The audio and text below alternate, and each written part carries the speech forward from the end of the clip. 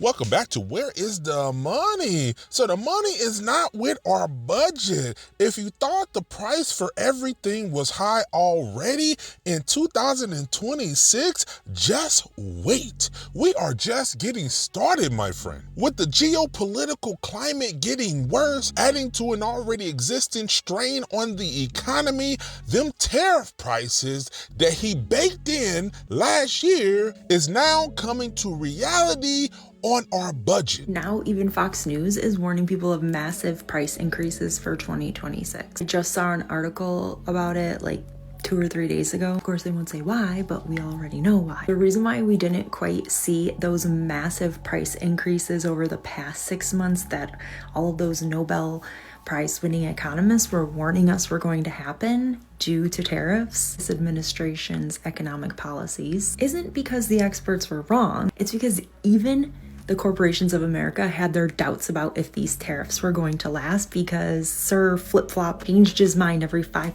seconds about the tariffs. Now they're being challenged in court. They threw a Hail Mary and decided to front load a ton of goods, which means ordering them all ahead because it was cheaper to store them rather than pay the tariffs on them later. And now they're running out of goods. Some of them even doubted this man so much that they absorb some of the tariff costs, which obviously isn't a sustainable business model because we have to pass those costs on to consumers. Now what we're about to see is going to be a mirror of what happened the first time we implemented tariffs in the 1930s, which we know were catastrophic and greatly contributed to the Great Depression. So yeah, history may not be repeating itself, but it certainly does rhyme, and yes, you do need to prepare for higher prices in 2026 because they're coming. So we know a lot of corporations stockpiled inventory ahead of the tariffs that was coming down the pipeline.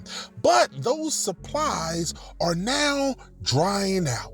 Given the holiday season, offloading a lot of inventory, now they're going to have to re-up that inventory at the new increased price with the current tariff rate. So that means our prices are going to be sky high. So in preparation of this increase that we're going to see here soon, a lot of these corporations, a lot of the big box retailers have been moving over to ESL, digital price tags. That's right.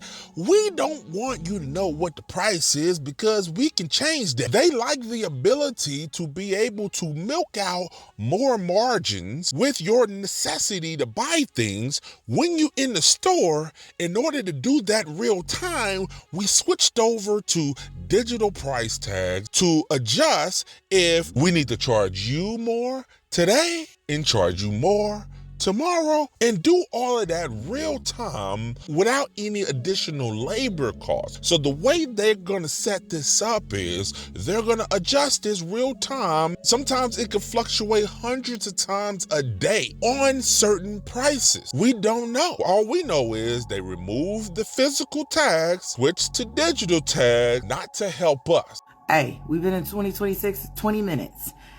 No. Everything that I'm seeing is reporting out on how everything is getting more expensive. I said no. If 2025 didn't teach our corporations nothing, we ain't got it. We ain't got it, man. We had that glimpse of hope for 2026 wear off expeditiously fast. Healthcare going up. Gas prices not going up because we're still in oil from Venezuela. Water's going up. Electricity's going up. Natural gas is going up. Uber's going up. I mean, 20 minutes we've been in 2026 and this is all y'all got for us is give us more? No, we ain't got it, bro. Take 2026 back at this point because y'all playing. I mean, y'all tell me in the comments how y'all feel about everything because I feel like they're just telling us up front now like, oh, this is going up instead of sneaking it in because we was noticing.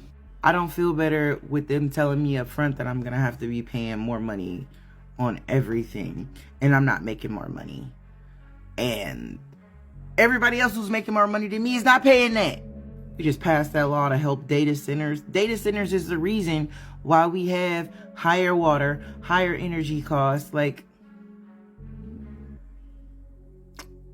I'm trying to be optimistic, but 2026 you look like the cousin of 2025 that do licks together.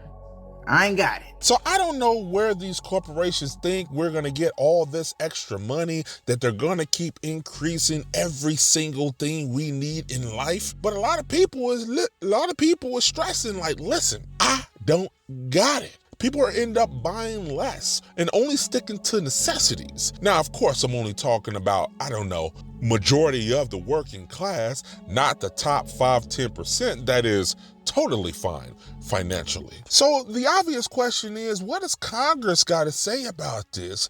A lot of these politicians ran on lowering inflation, lowering costs, making life more affordable, and who has done any of that?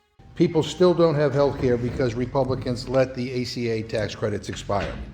The President of the United States is telling America that we are now running a foreign country. He told big oil companies about his military action in Venezuela before he told Congress.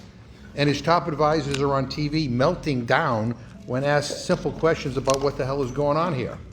People still can't afford rent, groceries are going up, and we're back in the Rules Committee debating shower heads. Madam Chair, this is beyond stupid. And we're also trying to finish last year's appropriation bills. Last year's bills, that's what Republicans are doing. Now, Democrats are not the only politicians that are stressing affordability right now. We got Marjorie Taylor Greene that jumped in there, defecting from the Trump influence, stressing inflation and affordability. But prices have not come down at all. The job market is weakening. Job market is still extremely difficult. Wages have not gone up. Health insurance premiums are going to go up. Car insurance goes up every year. People's homeowners insurance goes up. Rent is going up. Young people have no hope of buying a home. And then when they try to buy a home, they end up, like I said, competing with like Blackstone or somebody else. The average home buyer now is 38 years old. It just came out. Right. The average home buyer, 38. On the flip side, baby boomers can't sell their homes. Right. They pay massive capital gains taxes. They don't know, what do I move to? How do I downsize? I can't replace what I have. Right. So there are problems on both ends. Some of my own personal family members, some of my own personal friends, they're getting by month to month, charging up their credit cards.